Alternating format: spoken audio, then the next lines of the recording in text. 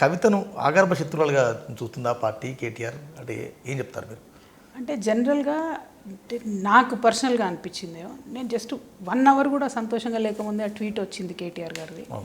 అందులో BRS party ఓటమికి ఈ కేసు కారణం అని చెప్పేస్తే ఇంకా మొత్తం బారాకూన్ మాఫ్ అయిపోతాయి అనేటటువంటి ఒక రాజకీయ కోణంగా అనిపించింది తప్పితే ఇంకేం అనిపించలేదు నాకు అందులో.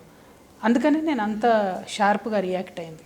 100 కారణాలు ఉంటాయి, ఆ కారణాలను అసలు విశ్లేషించుకోవాలి. ఫస్ట్ ఆఫ్ ఆల్ అన్నిటికన్నా ముఖ్యమైన కారణం ఉద్యమకారులను దూరం చేసుకోవడం, అమరవీరుల కుటుంబాలను దూరం చేసుకోవడం, ప్రజల నుంచి, నాయకుల నుంచి, కార్యకర్తల నుంచి తమను తాము దూరం చేసుకోవడం. ఇవన్నీ కూడా ప్రజలు కూడా గమనించినారు కదా.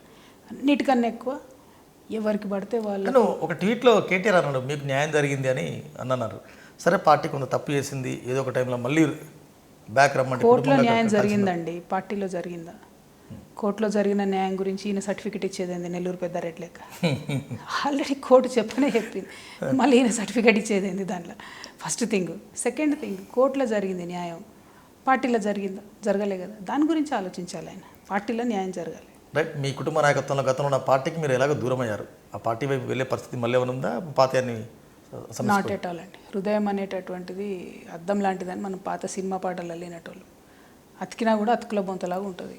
నేను చాలా సాఫ్ సూత్ర మనిషిని. రైట్. తెలంగాణ సమకాలీన రాజకీయాల్లో అందరి చూపంతా కూడా కవిత వైపు ఉంది. కవిత గారు మేలో పార్టీ స్థాపిస్తారు, కొత్త పార్టీ పెడతారని ఒక చర్చ విపరీతంగా ఉంది. మీరు కూడా ఓపెన్గా అన్ని వేదికల్లో అనౌన్స్ చేశారు.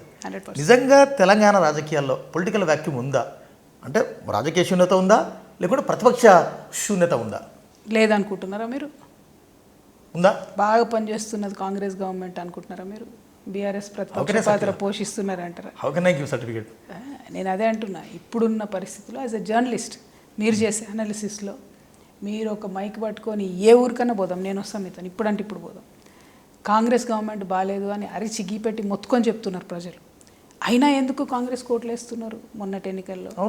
ఎందుకంటే బీఆర్ఎస్ యాజ్ ఎ ప్రతిపక్షం విఫలమైంది. కాంగ్రెస్ చేసినటువంటి తప్పుల్ని, కాంగ్రెస్ యొక్క లోపాలని ఎత్తి చూపడంలో బీజేపీ ఫెయిల్ అయింది. అంటే ప్రతిపక్షం లేనటువంటి ఏ రాష్ట్రమైనా కూడా అభివృద్ధికి వెళ్ళదు. ఏమవుతుంది కాంగ్రెస్కి? ఇప్పుడు ఏమనిపిస్తుంది, మేము పనిచేసినా చేయకపోయినా జనాలు ఓట్లేస్తున్నారు కాబట్టి పనిచేసేది ఏముంది అనుకుంటారు. అటువంటి స్థితి ఎవరికి నష్టం జరుగుతుంది? ప్రజలకు నష్టం జరుగుతుంది. కాంగ్రెస్ పార్టీకి నష్టం ఉండదు, ప్రజలకు నష్టం జరుగుతుంది. అది గమనించలేకపోతుంది బీఆర్ఎస్ కానీ బీజేపీ కానీ. మేము ఖచ్చితంగా జాగృతి నుండి ప్రజా వ్యతిరేకమైనటువంటి విధానాలను ఎండగడతాం, కాంగ్రెస్ లోపాలను ఎత్తి చూపిస్తాం, బీఆర్ఎస్ బీజేపీ యొక్క వైఫల్యాలను కూడా ఎత్తి చూపిస్తాం. అండ్ ప్రజలకు ఒక ఆల్టర్నేటివ్ కొత్త తరహా రాజకీయం ఎట్లా చేయొచ్చు, ప్రజల సెంట్రిక్గా ఎట్లా చేయొచ్చు అనేటటువంటి కోణాన్ని ఆవిష్కరిస్తాం. తప్పకుండా మా పార్టీకి ప్రజల యొక్క దీవార్త ఉంటుందని చెప్పి నేను బలంగా నమ్ముతాను. అంటే మే నెలలో పార్టీ అంటున్నారు, ఏర్పాటు ఎట్లా చేస్తాం, సభ పెడతారా, లేకుంటే ఎట్లా అనౌన్స్మెంట్ ఎట్లా ఉంటుంది, పార్టీ రంగు, రుచి, వాసన, జెండా చెప్పే అవకాశం ఉంటుంది? అంటే కుర్చీలు, టెంట్లు, వంటలు అవి ఈజీ, అవి చేసుకోవచ్చు. కానీ సాఫ్ట్వేర్ కష్టం. విధానం ఎట్లుంటుంది, సిద్ధాంతం ఎట్లుంటుంది, నైతిక పునాది ఎట్లుంటుంది, దాన్ని తయారు చేస్తున్నారు. అంటే మీ జాగృత సంస్థలు నేను క్లోజ్గా అబ్జర్వ్ చేస్తున్నాను కదా, చాలా రకాల కమిటీ చేస్తున్నారు, ప్రజలకు పంపిస్తున్నారు, ప్రజలకు కొంత ఫీడ్బ్యాక్ తెప్పిస్తున్నారు, పార్టీ ఏర్పాట్లు కొంత మేనిఫెస్టో, ఎజెండా అవన్నీ ప్రిపేర్ చేస్తున్నారు. ఎట్లా ఉంటుంది విధానం, ఎట్లా ఉంటుంది పార్టీ ముఖ చిత్రం, ఎట్లా ఉండబోతుంది? తెలంగాణ సమాజంలో ప్రతి ఒక్క వ్యక్తికి కూడా అరే మా గురించి మాట్లాడుతున్నారు వీళ్ళు అనేటటువంటి అద్భుతమైన మేనిఫెస్టో ఉంటుందండి. మంచి అంటే మదర్ బోర్డ్, ఒక సైద్ధాంతిక పునాది అనేటటువంటిదే తెలంగాణ అవుతుంది. దాన్ని బేస్ చేసుకొని తెలంగాణ ఫస్ట్ అనే నినాదంతో మేము ముందుకెళ్తాం. ఇప్పుడు ఏం జరుగుతుంది, బీఆర్ఎస్ పార్టీ నేషనల్ పార్టీ అయిపోయింది, కాంగ్రెస్ పార్టీ నేషనల్ పార్టీయే, భారతీయ జనతా పార్టీ నేషనల్ పార్టీయే, ఏఎంఐఎం పార్టీ నేషనల్ పార్టీయే. వాళ్ళందరికీ 100 ఇష్యూలలో తెలంగాణ ఒక ఇష్యూ.